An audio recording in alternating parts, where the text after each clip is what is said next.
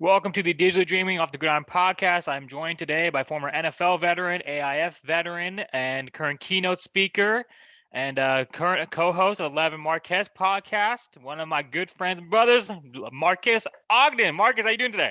What's up, Asif? How you doing, sir? Doing good. Actually, yeah, I forgot to correct you. My name is actually Asif. Kind of like Asif. awesome. Yeah, but it's okay. It's all right.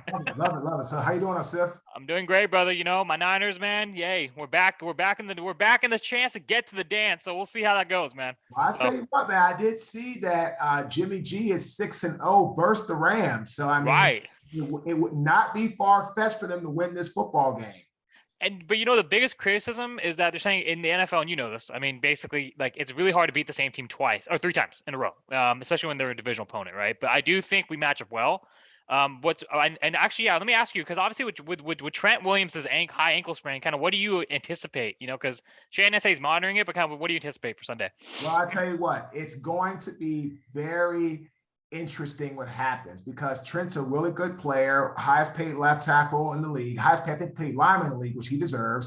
Right. He's done a great job. You know, he left Washington, came over to San Francisco, has adjusted well, has given Jimmy G some confidence in that backside. But high ankle sprains are really hard.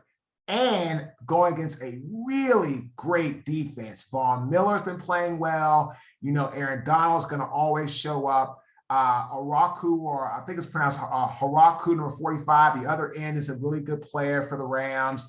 So they've got a lot of weapons when it comes to defensive line, and they did a really nice job against Tampa. Like Brady was flustered. He was getting hit hard. He was like, oh my God. So, you know, it's going to be hard. But if he plays, it could play well, that's a major boost because on the other side, their right tackle, I know, I forgot McCutcheon, he was out, and the other tackle struggled against Green Bay, but, you know, he had some help because they were able to slide to him because Trent was playing. So it's going to be really interesting to see how this all pans out. Right. And I think to your point, you know, kind of, you know, considering the matchup, right? I mean, yeah, we're going to have to see kind of, you know, with the Rams defensive line, especially with that guy, number 99. Right in the middle, you know, we're really going to need our entire offensive line to be kind of in sync and perfect, right? They have to play a perfect game almost. So yeah, I mean, you're right. It's going to be interesting to see, like to your point about kind of the sliding and kind of the adjustments. That's going to be also something interesting to watch. But yeah, I'm hopeful that we can do it. You know, I'm riding with them, you know, because, you know, hey, man, they're my team. Oh, hey, no, man, ride with your team, man. You always got to ride with your team. You always got to go down, you know, hey, down to the wire, do what you got to do. And again, he's won. He's 4-1 in all playoff games, but he's 6-0 against the Rams. So obviously, he's done something right and done something well. So let's see how it pans out. And you know the thing though, I mean, all the bullshit kind of criticism with Jimmy is that, oh, you know what, his stats, right? His stats are never that good. He turns the ball over, right? And he does, you know, turn the ball over in the late quarters, game situations, right? And that can be game deciding, right? But the issue for me is when I look at it, I mean, the bottom line is he does what he needs to do to get the team in position to win. And if you watch the Rams game to close out the season, when we beat them to get our last playoff spot, we actually we went down the wire. He throws a pick, but then he's able to bring them back, get the field goal, and then he's able to get the touchdown. He's able to get the field goal to win the game, and so in overtime. So it'll be interesting. Well, I tell you what, man. At the end of the day, it really comes down to your ability to manage a football game. Right. And Jimmy G almost blew it for them against the 49ers. That throw that he made was horrible. Right. But the defense did a good job. They came back. They got it done. They got the W. Right. So, again, against Green Bay, was he stellar? No. But it's not about blowing people away with the stats and throwing for 500 yards in the game. I mean, he's not going to ever be a Patrick Mahomes type of quarterback. But you have to manage the game. You have to make the big throws when it's time, when it's called for. And like you said, just don't turn the ball over. Like, you know, that's what killed the Ravens this year at the end of the year. They were just making a lot of throws. Now, of course, I know Hundley was in there. He did a good job as they progressed on. But a lot of throws that were made were throws that were not necessary, was turned into, of course, turnovers. And, of course, turnovers does what? It kills momentum. Correct. You're right. No, I totally agree with you. You know, and you know, coming from an NFL veteran like yourself, with you know, however many 5 years playing in the league, right, and your pedigree. Also, congrats to your brother Jonathan, right, for getting named to Richard Seymour's, you know, top the top 5, tackles he had to face up against, kudos, obviously, the Ogden family. Yeah, because Seymour was a great player, man. He was really tough, really, really just a phenomenal athlete. Went to a Georgia guy, and he's just a phenomenal football player. So to have him list my brother was absolutely an honor. Absolutely. And kind of talk to me about who was your toughest matchup when you played in the league. God, I would say Kevin Williams, D tackle for Minnesota and Seattle. Oh, yeah. Extremely tough. Oh, big guy, agile, great hands, great leverage. We were rookies together, and he was a first-round draft pick out of Oklahoma State. I could definitely see why when we played them in Minnesota, my first preseason game, and he was just really tough to move. And I wasn't used to having DNs that big, that agile. Now, when I played football at Howard, great competition, great games, great players, but the ends were probably at the most I think the biggest end I played at right tackle was probably like 260-ish, around there. When I played Kevin, I think he was probably somewhere close to like 310, playing in that type 5 to outside 5 technique. And so you got, and I'm 330, so I'm fine, but it's different when you're trying to run block 310 and you're trying to run block 250. Right. It's a hell of a lot of difference. Big time difference. No, absolutely. And obviously Kevin Williams, like I said, for his agility and his size and his ability to get in and out, with his hand off the hand in the off 5 technique is just, it's remarkable. Right. And I think, absolutely. Oh yeah. I mean, when you have a guy that big, that fast, that agile, it makes it really hard to block him. Absolutely. Let's talk about now the other conference. Cincinnati, they're playing face off against KC. What are you expecting for the AFC Championship game? It's gonna be a good game, but I don't feel Cincinnati is gonna be able to go into Kansas City and get it done, because Kansas City has now gelled so well on the offensive line. They've done a phenomenal job with adjustments. They've done a phenomenal job with, just getting things done for Mahomes. And because of that, I feel that they're in a position now to really capitalize and make this a big, thing where they're going to just really do, I don't say they're going to crush, but it's going to be a really, really long day for them. And again, Burrows, really great quarterback, has a lot of promise. Jamar Chase has proved so many people wrong. He started out in the preseason, little Rockies, dropped some balls. And I tell you, look, preseason is exactly that. It's preseason. It's designed for you to get over your jitters, get over your, any type of mishaps you have. That's exactly what it's supposed to do. So I was not concerned about him having any problems. What I was concerned about is how is he going to react to all that pressure and all of that negativity and that toxic talk from the media and the fans. And he did what every great professional does. Took the criticism, worked hard, here we are. So Cincinnati has some good things about him. Great quarterback, great wide receiver, but where Cincinnati struggles is the offensive line. Even against Tennessee, Joe Burrows got hit a lot. Right. A lot. Yeah. And in Kansas City, it's going to be loud. Oh, yeah. It's going to be aggressive.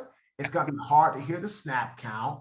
And you're not going to be able to get off the football as a tackle like you would at home.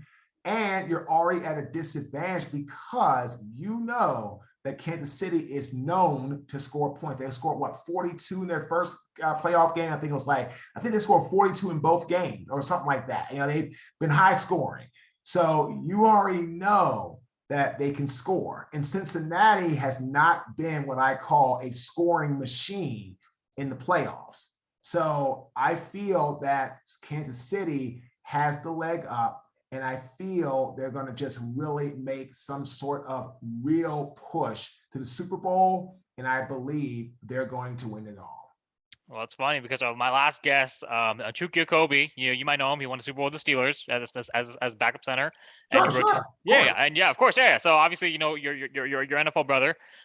He said the same thing. He said, because he actually lives in KC, and he basically said, he's like Mahomes is just a different animal in the playoffs, and I mean, I'm obviously still salty, licking my wounds, from the last time he won the Super Bowl. So, but I mean, we'll see. I mean, again, we have to get past LA. I mean, most people are picking the Rams and the Chiefs this season, because the Rams obviously going to Tampa Bay, beating the defending champs in their own house in the last 42 seconds. I mean, it's remarkable, right? Right. And obviously with Kansas City, Mahomes has proven, out of all the quarterbacks left, he's the most proven and most accomplished, that when the stakes are high, and we saw last week, when the stakes are high and his number needs to be called, he'll step up and deliver. So, it's definitely not a bad pick. Well, no, I mean, and here's the thing, like, the Bengals have nothing to be ashamed about. Like Yeah. they've had a phenomenal year. Like they swept their division. They beat the Ravens twice, the Steelers twice, and they beat the Browns twice. Right. And 3-4 years ago, Cincinnati was the toilet bowl of that division. Like they were the toilet bowl. Like it went Cincinnati, then Cleveland, Right. Baltimore, and Pittsburgh always went back and forth. Right. Well, I'll tell you what, and I'm a Baltimore fan, like that's my team. And I played for Jaguars, Bills, Ravens, Titans, and I love all the teams I played for. But Ravens, because of my brother being there, the community there was just so amazing. I retired there. I started a business there. We built a business there. No, just being real. Right. But again, if I'm the Ravens and as a fan, I am very concerned that the Bengals are going to now become the powerhouse in that division. Right. Because if they can get some pieces on the offensive line to help them there, they drafted Jonah Williams first round out of Alabama. I'm not sold on him as the left tackle of the future. We'll see. I mean, he's average at best. The right tackle's okay. Interior, they don't have a lot of great power inside. But they've been doing a nice job and they're winning football games. But they can add a little bit of depth and some security at the O-line. If they can get maybe one more decent above average pass rusher and a good, corner or safety to add to the mix, Cincinnati is going to be a problem. They're already a problem for people in that division, as you can see. Right. But adding those pieces, I feel it's going to make them an even more powerhouse team for years to come. So as a Ravens fan, which I am, I'm very concerned because the Bengals are not just good, they're young and good. Absolutely. And it's funny about that. You're a Ravens fan. My college coach, who's going to probably come on the show sometime next week, is the like I told you, assistant passing coordinator for Baltimore. And I connected with him back on Instagram when I reactivated yesterday. And yeah, I mean, I still congratulate him on the season. I mean, your guys' season. I mean, with all the kind of issues you had, you made the most of what you had. But to your point, the youth of Cincinnati, and coupled with the fact that, like you said, they're only just one or two little tweaks from really just blocking down both sides of the ball, right? And essentially, that's really what separates good teams from great teams, especially from sustained success. And I think, like you said, Joe Burrow is young, just like Patrick Mahomes, but Joe Burrow has proven. I mean, Joe Burrow's proven, unlike Lamar Jackson. I mean, Lamar Jackson's right there too, but Joe Burrow's proven he can really be a threat. This was his coming out party this year. And yeah, it's going to be really, really interesting to see what happens with the North. Let's put it into perspective. Joe Burrow has already won more playoff games than Dak Prescott. Right. Oh, well, yeah, go ahead. No, let's just put it in perspective, right? I mean, and you got to remember, he only had a quarter to half of a year as a rookie. Right. So he didn't even play his full year to work out kinks and rookie this and all that. He didn't do any of that. Well, now look where he is. So again, it all comes down to ability. Like that's really what it is. 100%, all about ability. Now let's actually talk about Dak Prescott. So the Cowboys recently said they're going to extend Mike McCarthy. How about them Cowboys? I mean, Wow, I don't understand. I mean, I don't. You gave Dan Quinn a raise, right? You extend Mike McCarthy. Why? Like they lost their first, like every year they do, they lose playoff games. And you trying to tell me that Mike McCarthy deserved an extension based off the way they got their butts handed to them in that playoff game? Yeah, no, that's not what it is. That's not where it needs to be. So for me, I'm like, this is just a classic case of poor ownership, poor leadership by Jerry Jones, because I like Jerry Jones, phenomenal businessman, knows his stuff all day, every day. But what Jerry Jones has to do is he's got to remove his ego. He's got to get his son out of that seat. And you've got to put some real football minds in those positions. And you got to go out and get a coach that's not afraid to stand up to ownership for what's right. And that is what is Dallas's problem. Until they fix that, it's going to be the same old Cowboys with the same old bull stuff. 100%, same old Cowboys, same old bullshit. And I mean, ultimately, when you look at it, from my perspective, I mean, to your point, one of my best friends is a Cowboys fan. He basically, yeah, Stephen Jones has been running the team. Even though the media says it's about Jerry, it's not really Jerry who's really running the team. Stephen, and to your point, is in that seat making those decisions, right? Of course. And even though Mike McCarthy, like everyone thought, oh yeah, Jerry said the right things. Oh yeah, he's basically gonna have it's his team, it's this and that, right?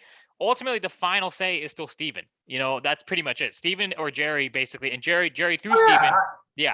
And Jerry runs Steven. Let's just be clear about that. I mean, Yeah. there is no Steven. Jerry is running Steven. Right. Jerry is running the show. Mm-hmm. Jerry wants to be a huge, bright light bulb that brightens up the entire aura, in his mind, of the National Football League with their stadium and look at me and Jerry, and love me and look at me, versus worrying about actually being a focused laser and cutting through a diamond. And that diamond is winning playoff games. Right. Always try to shoot their force field out of the laser to cut the diamond, never gets done because they just can't focus and they're not disciplined enough to actually do what's right and challenge Jerry and challenge Steven and actually get a coach that's not just going to be a yes guy, or get a coach not just going to say, sure, I'll do this, whatever you want, Jerry. That's not how it works. 100%. I think that's kind of the issue too. It's like when you look at it, it's just like, okay, well, yeah, I mean, you have all the money, you have all the pizzazz, you have the marketing, you have the fan base, because Dallas Cowboys games, they drew more remarkable numbers. The games that the Niners played against them, 41.5 million views. It was viewers. It was the most watched game in 7 years. And same thing with the Raiders game on Thanksgiving. So it's like, yeah, they have the fans, and the Raiders also have the numbers too. But at the end of the day, like, yeah, to your point, until you kind of put the right person there who can be laser focused and really hone in on the team's common objective, they were going to see the same old sorry ass Dallas Cowboys. Same old stuff, man. Yeah. It doesn't change. Doesn't change. Let's talk about Brian Flores as kind of, because obviously you posted about it. I want to just say this, as a former player, right? I mean, from my end, from an AIF Arena League, right? If you lose 7 and you win 7 straight, that means you're getting extended, right? I would think so. I mean, right. I would think without a doubt that's right. Let's continue to go forward and let's have you be our guy. Like, to me, there's nothing to show that should not have happened. Absolutely. I don't understand. I mean, I don't know what Stephen Ross was thinking. I think he said it was the same situation with Jim Harbaugh and Trent Baalke. He said Flores had a poor situation with the GM, and that was really why, or something with the players. He said it was the players too. No, it was, well, they say that he basically said that they should never have drafted him. They should have drafted Mac Jones. Well, they should have drafted Mac Jones to help augment what he was not doing. What Tua was doing. Yeah. That's what they said, Asif. And then according to what they say, him and the general manager didn't get along, but I don't know how true that is or what that's about. So in reality, I just know this, that, as a football fan, to watch him get fired, to watch them hire the OC from the Packers as the Denver's head coach, to watch Chicago hire the Colts D coordinator who blew it against the Jaguars to even get into the playoffs, watch him get hired is a joke. But I did see a couple of African-American general managers get hired. They hired one with Chicago. They hired one with Minnesota. So that's promising. They were young too, like I think early 30s. So that was very promising to see that type of shift, that type of mentality. But I love to see more African-American coaches as well, because Byron needs to have a job as a head coach. Eric Bieniemy needs to have a job as a head coach. Leslie Frazier has done a phenomenal job with the Bills as a D coordinator. He was coaching as a head coach, I believe, in the league. He should be back in that role. I mean, he's earned that right. And you need to show the NFL needs to show the importance of diversity and actually not just talking about it, but living it. Like with our brand, my business partner is Caucasian female. My web developer, he's from Lebanon. My videographer is African American from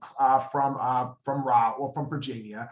My trademark and patent person, he is from Cleveland, African American. I have a Vietnamese publicist who starts with us in February, and she is again, she's from Vietnam. Well, she's Vietnamese, but she lives in Philadelphia. So we don't care about your race, your gender. That means nothing to me.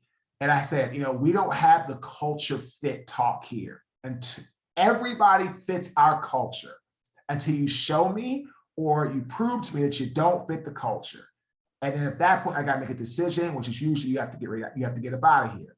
But what I have to figure out from people, are you able to work within the dynamics of our organization, right? That's the key. That's the question. If you can work within the dynamics of who we are, what we're about, then the magic can happen. So again, like you said, for me, man, we need to get some more coaches in there that are African-American, that know the game, that played the game, and can really help to turn these players into the best version of themselves. 100%. I think, like you said, the NFL, you can preach all you want about diversity and kind of rebranding the shield and all that stuff. But really, like you said, it comes down to, are you leading by example? Your coaching decisions, the Rooney Rule is implemented. Obviously Ben retired, right? And great career, but the Rooney Rule is implemented for this purpose, right? But it's almost a null point. When you look at the ratio, the proportion of kind of head coaching vacancies and the ratio of African American and minority coaches. Obviously Bob Saleh is there in New York, but outside of that, it's very limited to see kind of And so I do think it's very disappointing because it shouldn't be this way. You draft players African American, you put African Americans at quarterback, you put African Americans in roles of high up positions on the football field. Why can't you put them in high up roles, right, on the coaching? Now, again, not saying that teams don't. I mean, there's certain teams that have done that, and we've had great head coaches like Dennis Green in the past, Marvin Lewis in the past. We've had some great coaches, in that regard, but I feel it just needs to be more of a consistent effort. Right. We need to start recognizing the patterns that NFL athletes are most of the time, not all the time, most time are African-American. And we feel that we can relate to someone better, not always, but we have a chance of relating to someone better when they know the game or they played the game and can express to us how to go through certain things. Now, again, there's players like guys like John Madden who played the game, one of the best players, but he played enough, great coach, right? Then you have other coaches that, that were like that. Don Shula was an amazing coach. You've got, Jimmy Johnson with the Cowboys when he was back in the 90s. He was a great coach. I mean, he worked with what he had and he built the system off what he could do and he knew how to execute and he won. So it's not to be about black or white, don't hire a white coach. I don't care about that. Hire who's best for the job, but hire and be real about it. I don't understand. Now, again, could I be missing something? Sure. But I don't think the D coordinator for the Colts should have gotten an opportunity based upon the Colts defense was not that stellar last year. Ended up losing the game to the Jaguars, right? The Green Bay, what has Hackett won in Green Bay, right? What has he won? He hasn't won anything, there. Bieniemy has won Super Bowl after Super Bowl. Byron has won Super Bowls, right? Byron has coached not arguably, the best player in the NFL's history for 3 years, right? So that's what I'm talking about. Like, I'm not saying go out and hire African-American that's not qualified. I'm not saying that. Hire African-Americans that are qualified that can do the job. That's what I'm saying, and make it where it's, again, hire who's good for the job, but don't hire somebody and then tell me they're better for the job when I clearly can see that they're not. Because when you look at the candidate's resume and you look at, like you said, I mean, especially Eric Bieniemy, that's still a head scratch for me personally, right? Just because I don't understand why he hasn't gotten any interest. Like D'Amico Ryans is getting some interest. They've already gotten some requests because he's done a stellar job of our defense, Oh, right? he's done a phenomenal job. I mean, yeah, I mean, he was, and his thing, he was a player. Like, Right. you know, he plays a middle linebacker with the Texans, so he knows the game. You know, Mm-hmm. he can Right. help players see stuff, and that's what it's about. Like, that's what they should be focusing on. Don't focus on like, oh, you know, who's going to look good for, you know, for our, I don't know, for our sponsors and our supporters. Like, they don't give a damn about that, man. Win football. You win football games, you win the Lombardi Trophy, they're gonna come out of the woodworks to come and sponsor you. That's for sure. 100%. So yeah, pretty much thinking about sponsors. Let's talk about because we got 4 minutes left. Talk about what I've seen so many accolades coming for the Lev Marques show, and kind of with your brand, your enterprise, you kind of alluded to. Talk to me about kind of what's in store, kind of and kind of what's heading up, to kick off the new year. So I tell you what, we have the Lev Marques show. We have just surpassed 40,000 downloads since being on all platforms June of last year. And we've been really fortunate to have some amazing guests. Michael Strahan coming on our podcast February 23rd, 10 a.m. for his interview. We're talking to some big Hollywood actors, some other high profile athletes, and anybody looking to sponsor and get more exposure around your brand in a national or international fashion, reach out to me, Marques, Marques, at Marques Ogden, OGDEN.com. Connect with us, reach out to us. We are all about having conversation. Our podcast is almost in the top 1% globally. We're at 1.5 right now. We are getting great traction. And again, sponsorships are about not just getting people to hear you, but we also connect our people, our sponsors, our clients with our other sponsors, and also with our past guests, but also with our audience as well. 100%. Yeah. I mean, full sponsorship, kind of build that network and that circle. And yeah, no, I'm definitely looking forward to, obviously, the big things in the story, because I've obviously seen a lot of high profile names that you've listed, kind of in connection with the Lev Marques show. And yeah, I mean, it's great stuff you're doing. So yeah, absolutely. Yeah. No. So any final thoughts with the last 2 minutes? Yeah, I would just tell everybody these are going to be some great football games, but as always, it's going to be one up front, and it's going to be won by the teams, that make the least amount of mistakes and they follow through with what they say they need to follow through with. When you do that and when you execute, great things happen. 100%. It's going to come down to which team executes the most. Going to come down to which team makes the most or the least mistakes. And obviously, it come down to experience. So we'll see. Obviously, Stafford has won 2 games. He's going up against the Niners, who have a lot more. Jimmy G's, I believe, 4-1 as a starter in the playoffs. Patrick Mahomes, obviously, playoff record speaks for himself, and Joe Burrow also 2-0. So we'll see. It's gonna be some good. I mean, it's gonna be some good football, man. I mean, it really is. And I think the way in which the football's been going so far this postseason, you would definitely need to turn in. You definitely should watch, because I feel it's gonna be exciting. Can Kansas City blow out Cincinnati? Yeah, but Cincinnati's not a slouch. Right. Is LA the favorite? Yeah, they're home, but Jimmy G is 6-0 versus the Rams. So there's not going to be any games this weekend, I feel, where the teams aren't going to become ready to play. 100%. All right. That's a great way to close it. Marques, appreciate you, brother. Congrats on all your success, and looking forward to having you back on anytime soon. Sounds good. Appreciate it, Seth. Appreciate it, man. Take care, man.